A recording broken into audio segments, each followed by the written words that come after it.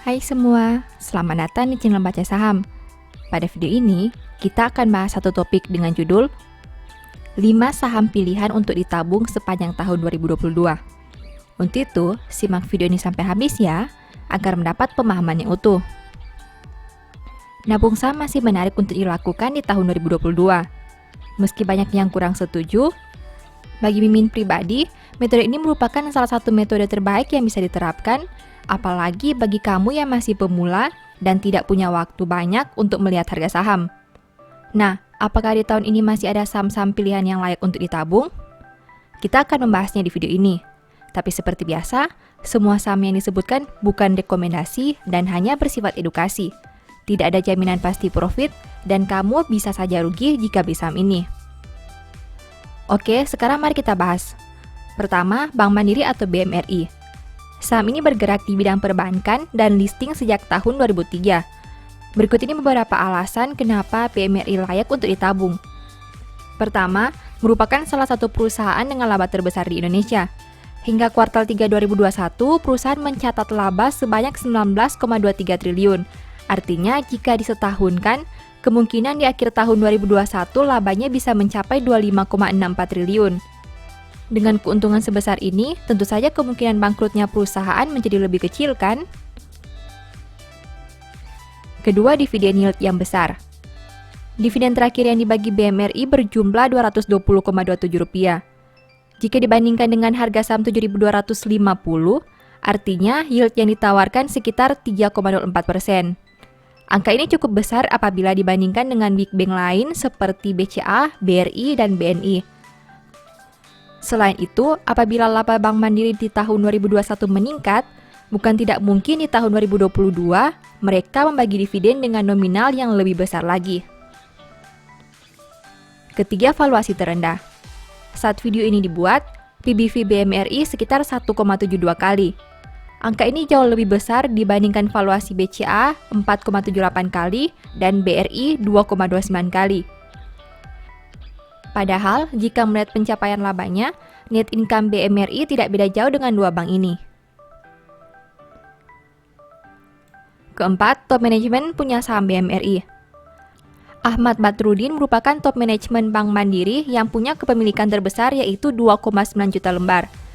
Apabila pemimpin perusahaan punya lembar sahamnya, tentu sebagai investor retail kita bisa lebih sedikit tenang. Kenapa? Karena orang yang memimpin perusahaan saja punya sahamnya. Tentu mereka akan berusaha meningkatkan kinerja perusahaannya, kan? Nah, selain beberapa hal tadi, ternyata ada juga alasan yang membuat BMRI tidak menarik, yaitu pertama, secara popularitas, BMRI kalah dibandingkan BBCA dan BBRI. Hal itu bisa kamu lihat dengan angka market cap kedua bank BUMN ini. Kedua, kenaikan harga saham BMRI lebih rendah dibandingkan BCA dan BRI. Kedua, Bank Rakyat Indonesia atau BBRI. Saham ini bergerak di bidang perbankan dan listing sejak tahun 2003. Berikut ini beberapa alasan kenapa BBRI layak untuk ditabung. Pertama, salah satu perusahaan terbaik di Indonesia. Sama seperti BMRI, BRI mencatat laba sebanyak 19,26 triliun sampai kuartal 3 2021. Pencapaian ini sangat luar biasa karena BBRI menduduki peringkat kedua sebagai perusahaan terprofit di Indonesia setelah BCA. Kedua, dividen konsisten. BRI merupakan salah satu saham yang paling konsisten membagi dividen sejak IPO. Sebagai informasi, sejak IPO di tahun 2003, perusahaan belum pernah absen membagi dividen 1 tahun pun. Artinya pemegang saham ini setiap tahun selalu memperoleh bagi hasil. Luar biasa, kan? Ketiga, terkenal hingga ke pelosok desa. BRI merupakan satu-satunya bank yang paling terkenal di seluruh wilayah Indonesia hingga ke pelosok desa. Hal ini sejalan dengan pangsa pasar BRI yang mana meliputi masyarakat menengah dan menengah ke bawah. Jadi, kalau kamu cari satu saham bank yang paling dikenal hingga ke ujung Indonesia, mungkin BRI yang paling cocok. Selain beberapa hal baik tadi, ternyata ada juga alasan yang membuat BBRI tidak menarik, yaitu pertama, dividen yield terakhir cukup rendah. Meski BRI konsisten membagi dividen setiap tahun, Tapi di tahun 2021, perusahaan hanya membagi dividen per lembar sebanyak Rp98,90. Angka ini jauh lebih rendah dibandingkan tahun 2020 dengan angka Rp168,20. Kedua, servis yang kurang memuaskan. Berdasarkan berbagai informasi yang diperoleh, para nasabah BRI sering mengeluhkan servis bank ini. Bahkan kalau ditanya dari segi pelayanan, para nasabah cenderung lebih memilih BCA dan Mandiri dibandingkan BRI. Ketiga, Telkom Indonesia atau TLKM. Saham ini bergerak di bidang telekomunikasi dan listing sejak tahun 1998. Berikut ini beberapa alasan kenapa TLKM layak untuk ditabung. Pertama, perusahaan telekomunikasi terbesar di Indonesia. Siapa di sini yang tidak tahu Telkom atau Telkomsel? Perusahaan BUMN ini punya pangsa pasar terbesar di Indonesia. Hal itu dibuktikan juga dengan pencapaian laba hingga kuartal 3 yang menyentuh angka 18,87 triliun. Net income ini tentu jauh lebih tinggi dibandingkan para pesaingnya seperti Indosat, XL, dan lainnya. Kedua, dividen besar. Dividen terakhir yang dibagi TLKM berjumlah Rp168,01. Jika dibandingkan dengan harga saham Rp4.250, artinya dividen yield perusahaan sekitar 3,95%. Angka ini jauh lebih tinggi dibandingkan dividen yield BUMN lain seperti BRI, Mandiri, BNI, dan lainnya. Jika ditanya saham BUMN apa yang punya dividen besar dan paling konsisten, mungkin TLKM jawabannya. Ketiga, direktur utama punya saham perusahaan. Ririk Adriansyah merupakan direktur utama perusahaan yang punya saham sebanyak 1,15 juta lembar. Secara tidak langsung, artinya beliau cukup percaya dengan perusahaan yang dipimpinnya. Karena jika tidak, tentu dia tidak akan berani memegang saham TLKM dengan nominal yang lumayan besar. Selain beberapa hal baik tadi, ternyata ada juga alasan yang membuat TLKM tidak menarik, yaitu pertama, utang yang cukup banyak. Rasio debt to equity TLKM mencapai 121%. Artinya, perusahaan punya total utang yang jauh lebih banyak dibandingkan modalnya. Kedua, valuasi yang sudah tinggi. Saat video ini dibuat, PBV TLKM mencapai 4,02 kali. Angka tersebut tentu cukup premium jika dibandingkan perusahaan besar lainnya seperti BRI dan Mandiri yang hanya punya PBV 1-2 kali. Keempat, Indofood CBP atau ICBP. Saham ini bergerak di bidang food and beverage dan listing sejak tahun 2010. Berikut ini beberapa alasan kenapa ICBP layak untuk ditabung. Pertama, owner masih menjabat sebagai direktur utama. Antoni Salim yang merupakan pemilik grup Indofood menjabat sebagai direktur utama perusahaan ini. Apabila perusahaan masih dihandle langsung oleh owner, tentu beliau akan berusaha meningkatkan kinerja perusahaan dari tahun ke tahun kan? Karena kalau kinerja perusahaannya tumbuh, owner juga akan merasakan keuntungannya. Kedua, brand image yang sangat kuat. Indomie merupakan salah satu produk di Indonesia yang sudah sangat melekat di masyarakat. Bukan hanya dalam negeri, mie instan ini juga bahkan sudah dijual hingga berbagai negara. Artinya dari segi brand image, ICBP sudah memiliki kekuatan yang sangat besar. Dan secara tidak langsung, hal itu bisa berdampak baik kepada total penjualan perusahaan ini. Ketiga, valuasi yang rendah. PBV ICBP saat video ini dibuat sekitar 3,12 kali. Angka ini termasuk rendah jika dibandingkan PBV yang biasanya dimiliki perusahaan ini dalam 10 tahun terakhir. Apakah hal ini bisa disebut sebagai kesempatan? Ataukah kamu berharap harga ICBP turun lebih dalam lagi? Selain beberapa hal baik tadi, ternyata ada juga alasan yang membuat ICBP tidak menarik, yaitu pertama, harga saham yang tidak bergerak selama 5 tahun ini. Dengan harga saham 8.775, ICBP tidak memperlihatkan kenaikan harga saham dalam 5 tahun terakhir. Kita bisa melihat bahwa kinerja harganya bahkan minus 2,77% dalam 5 tahun ini. Kedua, utang yang cukup banyak. Rasio debt to equity ICBP mencapai 170%. Artinya perusahaan punya total utang yang jauh lebih banyak dibandingkan modalnya. Kelima, Bank Jatim atau BJTM. Saham ini bergerak di bidang perbankan dan listing sejak tahun 2012.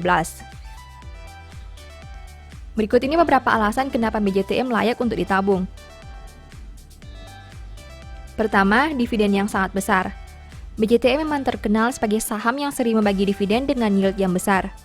Dividen terakhir yang dibagi sekitar Rp48,85 dan dengan harga saham 740, berarti dividen yield BJTM sekitar 6,6%. Angka dividen ini jauh lebih besar dibandingkan dividen yang sering dibagi 4 saham yang kita bahas sebelumnya. Kedua, valuasi yang masih rendah. PBV BJTM hanya sekitar 1,05 kali saat video ini dibuat. Artinya, harga saham perusahaan masih dijual seharga book value-nya. Hingga kuartal 3 2021, book value BJTM berada di angka 703, sedangkan harga saham perusahaan sekitar 740. Apakah hal ini masih menarik? Kamu bisa membandingkan dengan PBV Bank BRI, BCA, dan Mandiri yang bahkan berada di atas 1,5 kali. Ketiga, harga saham yang meningkat. Dalam 5 tahun terakhir, BJTM masih menghasilkan peningkatan harga saham sebanyak 30%.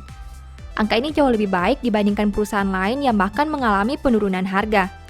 Artinya, perusahaan ini memberikan dua keuntungan lengkap kepada pemegang sahamnya, yaitu dividen yang besar dan capital gain yang lumayan.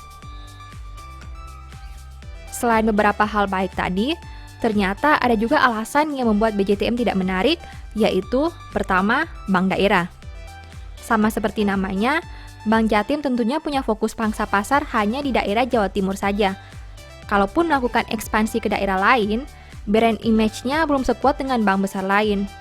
Artinya, secara prospek, ekspansi BJTM belum terlalu kuat karena hanya berstatus sebagai bank daerah. Kedua, DER hingga 856%. Meski saham perbankan diberi kewajaran dengan DER di atas 100%, tapi angka 850% rasanya terlalu tinggi jika dibandingkan Bank BCA, BRI, dan Mandiri. Dengan komposisi seperti itu, berarti modal perusahaan terkesan tidak mengalami pertumbuhan dibandingkan dana pihak ketiganya. Apakah mungkin hal itu disebabkan karena sering membagi dividen dengan nominal yang besar? Demikian pembahasan 5 saham yang bisa kamu jadikan pertimbangan untuk ditabung.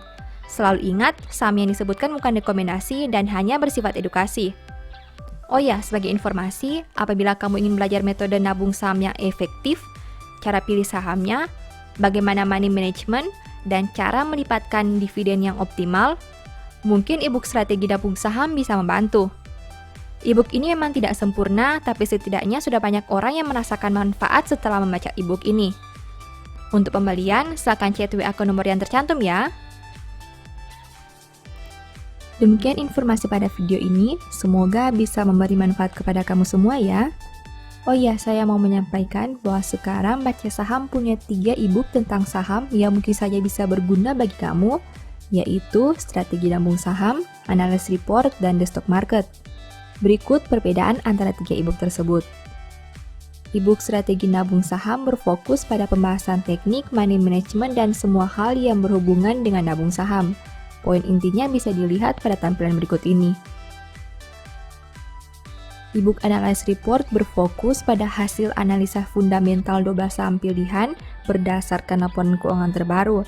Poin intinya bisa dilihat pada tampilan berikut ini. E-book The Stock Market berfokus pada panduan bagaimana menganalisa fundamental suatu perusahaan dan money management yang baik. Poin intinya bisa dilihat pada tampilan berikut ini. Apabila kamu tertarik membeli salah satu dari 3 e-book tadi, silakan chat WA ke nomor yang tertera di layar ya. Ingat, hati-hati terhadap semua jenis penipuan yang mengatasnamakan Baca Saham.